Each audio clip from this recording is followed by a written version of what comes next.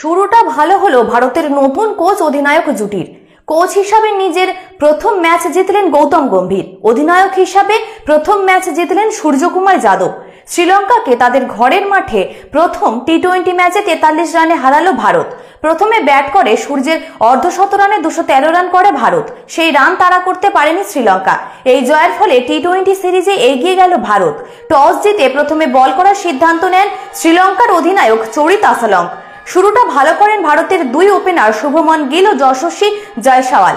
যত দিন যাচ্ছে বোঝাপড়া ভালো হচ্ছে দুজনের। পাওয়ার প্লে কাজে লাগান ভারতের দুই ব্যাটার। শ্রীলঙ্কার পেসারদের বলের গতি ব্যবহার করে বড় শট মারতে শুরু করেন দুজনে। পাওয়ার প্লের শেষ বলে আউট হন শুভমন। 16 বলে 34 রান করেন তিনি। দুই ওপেনারের মধ্যে 74 রানের জুটি হয়। পরের ওভারের প্রথম বলে আউট হন ওপেনার যশস্বী। তিনি করেন 21 বলে 40 রান। দুই ওপেনার আউট হওয়ার পরে দলের রানকে টেনে নিয়ে যান টি-20-র নতুন অধিনায়ক সূর্যকুমার ও ঋষভ পন্থ। তারাও আক্রমণাত্মক শট খেলছিলেন। শ্রীলঙ্কার স্পিনারেরাও তাদের আটকাতে পারেননি। অধিনায়ক হিসাবে নিজের প্রথম ম্যাচেই অর্ধশত রান করেন সূর্য। 26 বলে 58 রান করে আউট হন তিনি। সূর্য আউট হওয়ার পরে দ্রুত উইকেট পড়তে শুরু করে ভারতের। পন্থ একদিকে টিকে থাকলেও কোনো সঙ্গী পাননি তিনি। পন্থ 33 বলে 49 রান করেন।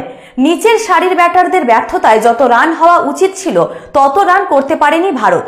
20 ওভারে 70 উইকেট হারিয়ে 213 রান করেন তারা।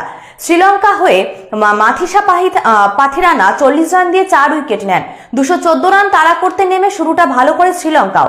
দুই ওপেনার পাথুম নিশঙ্ক ও কুশল মেন্ডিস বড় শট খেলেছিলেন। শিশির পড়ায় বল ধরতে সমস্যা হচ্ছিল ভারতীয় বোলারদের।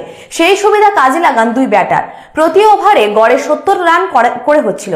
শ্রীলঙ্কার দুই ওপেনারের মধ্যে 84 রানের জুটি হয়। সেই জুটি ভাঙেন আরশদীপ সিংহ। মেন্ডিসকে 45 রানে ফেরান তিনি। তারপরেও রান তোলার গতি কমায়নি শ্রীলঙ্কা।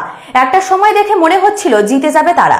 কোনো বোলারই উইকেট তুলতে পারছিলেন না। শেষ পর্যন্ত অক্ষরের বলে আউট হন নিশঙ্ক।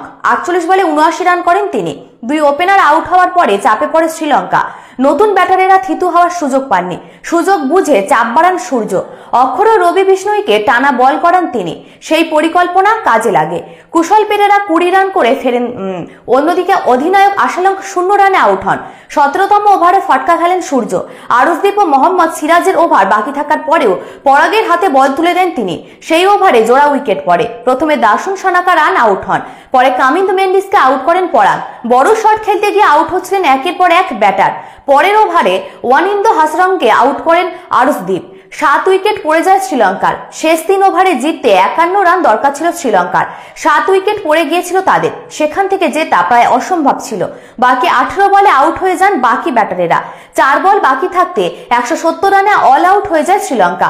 43 রানে জিতে মাঠ ছাড়ে ভারত। অক্ষর ও আরশদীপ 2টি করে এবং সিরাজ ও বিষ্ণুই 1টি করে উইকেট নেন।